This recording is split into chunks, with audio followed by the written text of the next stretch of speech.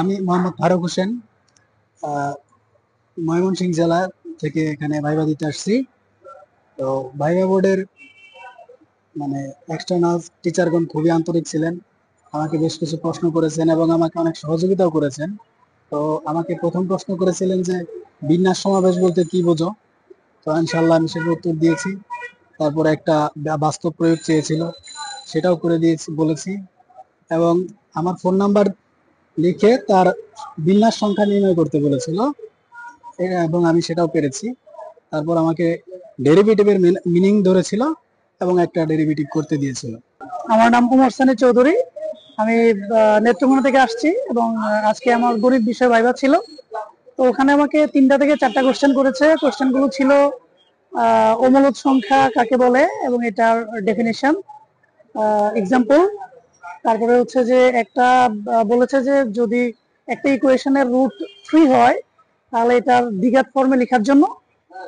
এবং ফাইনালি আরেকটা যেন কি কোশ্চেন ছিল আমার এক্স্যাক্টলি মনে নেই। ধন্যবাদ। আমার নাম তামান্না আক্তার, আমি কিশোরগঞ্জ থেকে এসেছি। আমি আজকে গণিতে ভাইবা দিয়েছি। আমাকে জিজ্ঞেস করা হয়েছিল বাস্তব সংখ্যার ইয়াটা দেখানোর জন্য, বলতো শ্রেণীবিন্যাস দেখালাম। তার পরবর্তীতে বললো বাস্তব সংখ্যা কি দ্বারা প্রকাশ করা হয়, মূল সংখ্যা কি দ্বারা, ন্যাচারাল নাম্বার কি দ্বারা, তারপর এগুলোর মধ্যে কি কি সম্পর্ক। তারপর সম্পর্কটা দেখালাম, বাস তাই হয়ে গেল। বললো যে ওকে ঠিক আছে, ভালো, ধন্যবাদ দিয়ে চলে আসলাম। এই হচ্ছে অভিজ্ঞতা। আর হচ্ছে দৈনিক শিক্ষা.com রে আমি এমনিতেই সবসময় ধন্যবাদ জানাই, কারণ ওই দৈনিক শিক্ষার মাধ্যমে ইয়ার মাধ্যমে আমি অনেক কিছু পেয়েছি। গণিত সম্পর্কে কি কি জিজ্ঞাসা করে অনুপ্রেরণাও পেয়েছি। খুব ভালো লাগলো দৈনিক শিক্ষা.com। আমার নাম মোহাম্মদ হাবিবুর রহমান, আমি কুড়িগ্রাম জেলা থেকে এসেছি। আর আজকে আমার ভাইবার বিষয় ছিল গণিত। আর গণিত থেকে যে বিষয়গুলো আমাকে প্রশ্ন করা হয়েছে, প্রথমেই আমি প্রশ্ন করা হয়েছে আমাকে যে মৌলিক সংখ্যা কাকে বলে। মৌলিক সংখ্যার আমি যথাযথ উত্তর দিয়েছি।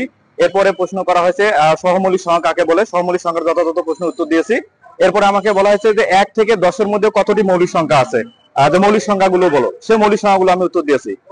এরপরে আমাকে প্রশ্ন করা হয়েছে n তম স্বাভাবিক সংখ্যার বর্গের সূত্রটা বলো, n সংখ্যক স্বাভাবিক সংখ্যার ঘনের সূত্রটা বলো, আর n তম স্বাভাবিক সংখ্যার যে সূত্র এমনি সূত্রটা আছে সেই সূত্রটা বলো।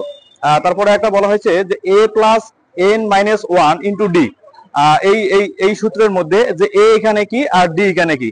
আমি মোটামুটি সবগুলো প্রশ্নের উত্তর দিতে পেরেছি। তো আমাকে আজকে পরীক্ষা দিয়ে আসলে খুবই ভালো লাগলো।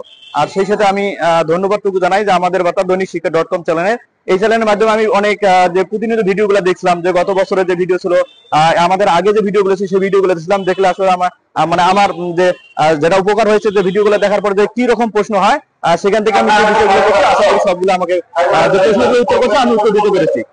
আমি মোহাম্মদ ফরিদুল ইসলাম, এসেছি কুড়িগ্রাম থেকে। আমার বিষয় ছিল গণিত। আজকের ভাইবার বিষয়ে আমাকে জিজ্ঞেস করা হয়েছিল এট ফার্স্ট আপনি কেমন লেখাপড়া করে এসেছেন। আমি বলেছিলাম ইনশাআল্লাহ সব বিষয় পড়ে এসেছি। পরে আমাকে লিখিত পরীক্ষার প্রশ্নটা দিয়ে বলছিল এখান থেকে কোন কোন প্রশ্নগুলো দিয়েছেন। আমি দেখাই দিয়েছিলাম কিছু প্রশ্ন। সেখান থেকে আমাকে জিজ্ঞেস করা হয়েছিল কণিক থেকে, বলা হয়েছিল বৃত্তের হওয়ার শর্তগুলো কি কি, পরাবৃত্ত হওয়ার শর্তগুলো কি কি, এখান থেকে ডেল কিভাবে নির্ণয় করা হবে। তারপর আমাকে জিজ্ঞেস করা হয়েছিল ম্যাট্রিক্স থেকে বলা হয়েছিল বিপরীত ম্যাট্রিক্স কি, বিপরীত ম্যাট্রিক্স নির্ণয়ের শর্ত। তারপরে হলো একটা ম্যাট্রিক্স লিখে দিয়ে আমাকে বলছে যে আপনি বিপরীত ম্যাট্রিক্স নির্ণয় করে দেখান। আমি দেখাইছিলাম। তো সর্বোপরি আমি ধন্যবাদ জানাতে চাই আমাদের বার্তা দৈনিক শিক্ষা.com-কে, যে আমি এখান থেকে অনেক প্রশ্ন দেখেছিলাম এবং অনেক অভিজ্ঞতা শেয়ার করেছিলাম। সেখান থেকে আমি দেখে দেখে অনেক প্রশ্ন নিজেই সলভ করেছিলাম। সেদিক থেকে আমি অনেক উপকৃত হওয়ার কারণে ধন্যবাদ জানাচ্ছি আমাদের দৈনিক শিক্ষা বার্তা.com-কে। এবং আমি এখানে যে অভিজ্ঞতা শেয়ার করতে পারছি আজকে, এর জন্য অনেক ধন্যবাদ।